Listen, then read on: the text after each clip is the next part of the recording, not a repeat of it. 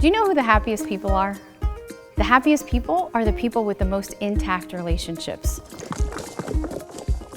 In 2016, I answered God's call to start a ministry that would reach youth with the truth about God's plan for sex and marriage. My name is Enza Cerami, and my passion is sharing God's plan for love and life-giving relationships with teens, young adults, and parents. Join me at happiestpeople.org to find out more information.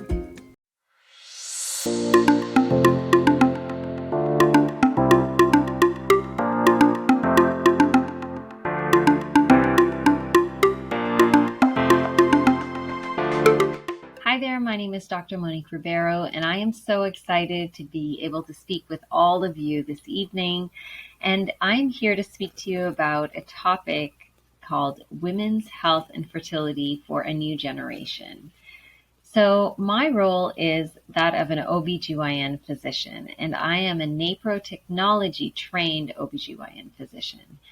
I was trained traditionally, and I went to medical school as well as residency, and I practiced as a typical gynecologist for many years. And I was doing all of the typical things as a gynecologist, writing for contraceptives, asking people to go and see IVF physicians when they were facing infertility. And then one day I was blessed to encounter somebody who told me about NaPro Technology and shared a book about NaPro Technology with me. That was at a very pivotal time in my life when I was really searching for God and trying to align everything in my life according to His will. So it was such a blessing for me to learn about NaPro Technology at that time. Now, some of you may not know exactly what NaPro Technology is. NaPro Technology is natural procreative technology. It's a method of addressing every single GYN issue without the use of contraceptives and addressing infertility issues without the use of IVF. So it is a science which has been around for 30 plus years. It was started by Dr. Tom Hilgers when he was just a medical student, and he was starting a research project about the validity of the Billings method, which was one of the natural family planning methods. And he did this in response to Humanae Vitae. And Humanae Vitae placed a beautiful challenge to all men and women of science to try and further their knowledge to be able to provide everybody in this planet the opportunity to seek out the best possible health and wellness without the use of contraceptives and without the use of IVF. And he took this challenge very seriously, and he began to really delve into natural family planning methods, the Billings method in particular. And he started to scientifically make sure that this method was accurate. In his studies, what he realized was not only was it accurate, but when you compared the charts of all of the women who had particular issues such as abnormal bleeding or endometriosis or infertility, their charts were very similar. And what I mean by charts is they would have women chart out their bleeding patterns, their mucus patterns, the length of cycle, and every part of these charts would actually mean something. So if you found that you had premenstrual spotting before your periods, it would mean something.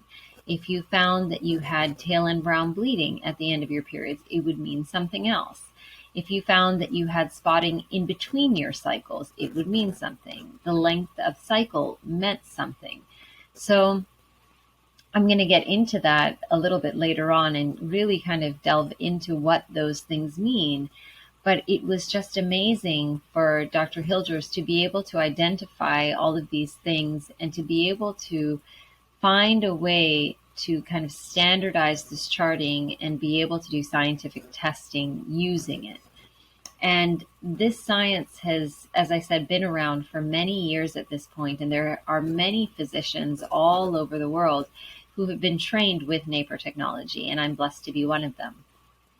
So After learning about NaPro technology, I decided very quickly to go and get trained in it. And it was a year-long process of going to Nebraska for retreats and to get a lot of the education there, and then coming back and doing a lot of self-study and applying it within my office with patients and learning so much along the way.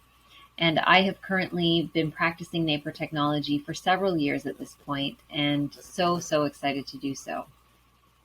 The main difference between NaPro technology and practicing as a typical gynecologist is that NaPro technology allows somebody to really look for the root causes of every GYN issue. So in the past, when somebody would come to me with complaints of abnormal bleeding or ovarian cysts or endometriosis or pelvic pain, my goal was to cover up their symptoms or just address their symptoms so they would feel better. But I was never taught in residency how to really delve deep and look for the underlying causes of the problems. But with NaPro technology, that's what we focus on. We're trying to find the underlying issue and then address that issue. And by solving those issues or in addressing those issues, we ultimately solve the problem. It's so beautiful. So for instance, when somebody comes into my office now, I would get a full history from them, find out all about, what medications they're using, what allergies they have, what they're feeling, what they're experiencing. I would talk to them about their cycles and find out how many days they're bleeding. What is the quality of that bleeding? Is it light? Is it moderate? Is it heavy? Is it very heavy? Are they having any spotting before or after their period? How long are their cycles from one cycle to the next? And it's really interesting because if somebody has premenstrual spotting, there's a good chance that they might have endometriosis. That in combination with painful periods or painful ovulation is a good sign of endometriosis. And endometriosis is when little bits of the inner lining of the uterus implant outside of the uterus, and it causes a lot of inflammation and pain, problems with fertility down the road. If somebody has tail end brown bleeding, so they have their period and at the very end of their period, they have brown spotting that lasts for several days, that is a sign of either lower levels of progesterone or a mild infection inside their uterus. And this is really important to address because lower levels of progesterone lead to PMS symptoms. They lead to issues with miscarriage, issues with preterm delivery, issues with postpartum depression. So it's something that affects not just that very moment, but it's very pervasive through a woman's life. So addressing progesterone issues is really important. If somebody has issues with abnormal bleeding, like really heavy bleeding, it could be that they have something structurally wrong with their uterus, like they have fibroids or they have a thickened lining or they have a polyp inside of their uterus. It could be that they have an underlying hormonal issue, which is causing those things to happen because fibroids occur because of an increase in estrogen levels. So digging really deep to figure out where are those higher levels of estrogen coming from and how can we solve that. So NaPro technology really gives us the opportunity to have somebody chart their cycle, identify when and if they are ovulating, and then do scientific tests to check hormone levels before and after ovulation. It also allows us to really take a deep look at somebody's thyroid, and the thyroid is the motherboard of the body. So it plays such an important role in metabolism, in weight, in temperature control, and in just the ability to help other organs function properly. So through NaPro technology, we also not just do a very surface level at looking at the thyroid, but we go very, very deep and we look for thyroid antibodies. We look for issues with underlying thyroid dysfunction. And oftentimes in addressing those things, we can really help somebody to feel so much better and to really understand what's going on with their bodies. So NaPro technology is not just for women who are trying to have, healthier lives and just an annual visit or a GYN visit kind of medical solution. It's also for women who are dealing with issues with infertility and with recurrent miscarriage, with PMS symptoms. All of these things are related because quite often they have a hormonal underlying issue. So for women with infertility, we not only look at the women, but we also look at the men. When we look at the semen analysis, we look at it in a completely different way than the typical evaluation of a semen analysis. So even if you're dealing with infertility and you've had a semen analysis and that semen analysis was said to be perfectly normal, it's worthwhile to have a OBGYN physician who knows something about NaPro look at it again. If you have a history of recurrent miscarriage and they've told you that you have, everything is normal and that there's nothing wrong, they're probably just not looking deep enough. And so my suggestion would be find a NaPro technology trained OBGYN physician or family medicine physician to take another look. Take a look deeply at the hormones, take a look at your charting, take a look at your bleeding patterns, take a look at your thyroid. There are so many things that can be addressed, especially in the area of infertility and recurrent miscarriage. So typically what happens when somebody has been trying to conceive a pregnancy for an entire year is their OBGYN physician will say, hey, maybe you can try a few rounds of some medication like Clomid or letrozole. And if that doesn't work, then we're just going to send you to the reproductive endocrinologist. Typically, when you go to the reproductive endocrinologist, they're going to run a battery of tests, and then they will have you do a HSG procedure where they shoot dye into your uterus and they try and take a look at the tubes and make sure that's okay. They'll give you a few rounds of IUI where they have your husband possibly use pornography to create a sperm specimen and then combine that specimen, spin it down, and put it into your uterus and try and help you to conceive by bypassing your cervix and your mucus. If that doesn't work, then the next step is IVF. And most people really don't have an understanding of exactly what happens with IVF. So I'm just going to walk you through that. With IVF, they ask the man to create a specimen. Oftentimes it's not a very ethical way of creating the specimen. Then they combine that specimen with the eggs that they've retrieved from the mom. In order to retrieve these eggs, they've given her a whole bunch of medications, hyperstimulated her ovaries, and then they've retrieved as many eggs as possible. They combine these eggs and sperm and they create embryos. And anybody who's read any OBGYN textbook or embryology textbook would be able to tell you that life begins with fertilization. That's the very first step. And when that egg and sperm come together, it creates new life. So every single one of those embryos are these people's children. So say they have 6 embryos that they look at. Now, the next step is grading the embryos. So they'll look at the embryos and they'll say, oh, this one's better than that, and this one's better than that. So let's discard a few and let's keep the best ones. So when they're discarding these embryos, they're actually discarding their children.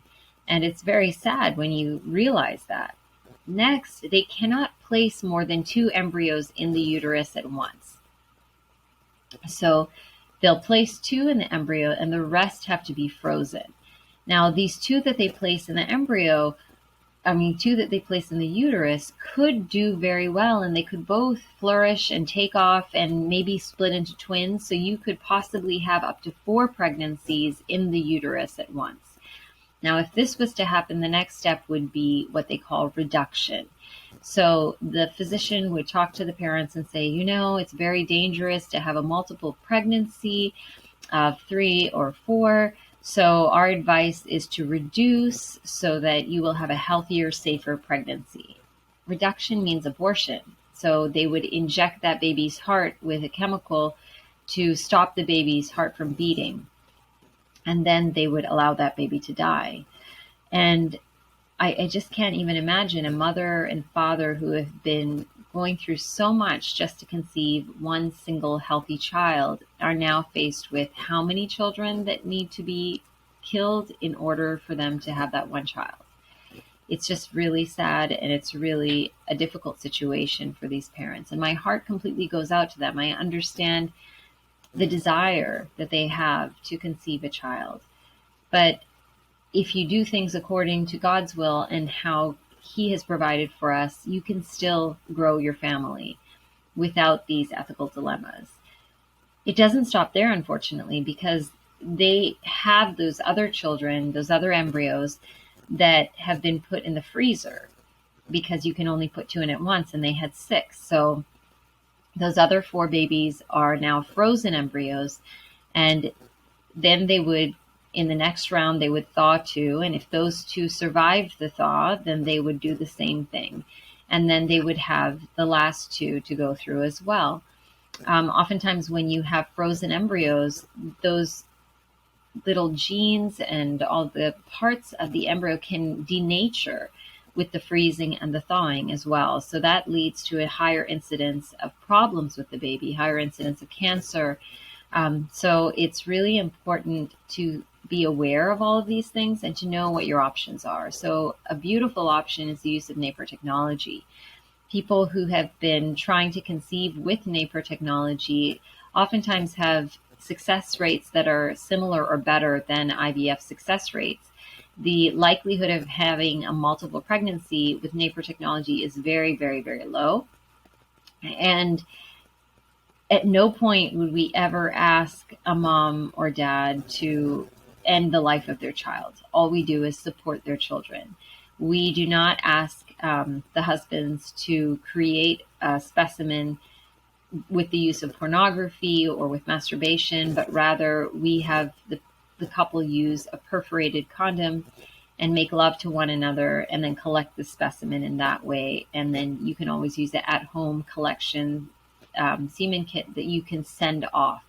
So there are so many ethical ways to complete the investigation and to address every issue having to do with infertility, to really look at the charting, to do the underlying hormonal testing, to look at the mucus, to have an understanding of all of the areas that might be abnormal so that you can give supplements to support, and you can use medications to help boost the chance of fertility.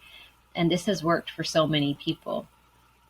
At the end of the road, even if that couple does not conceive by the time they have reached, the end of their journey, when they no longer feel like they're called to conceive in that way, there are so many other options even at that time to expand their family. They could expand their family with adoption or with foster. They could be the couple that every child wants to hang out at their house because they're just such wonderful people. They could be leaders in the community and help children in that way. The possibilities are endless.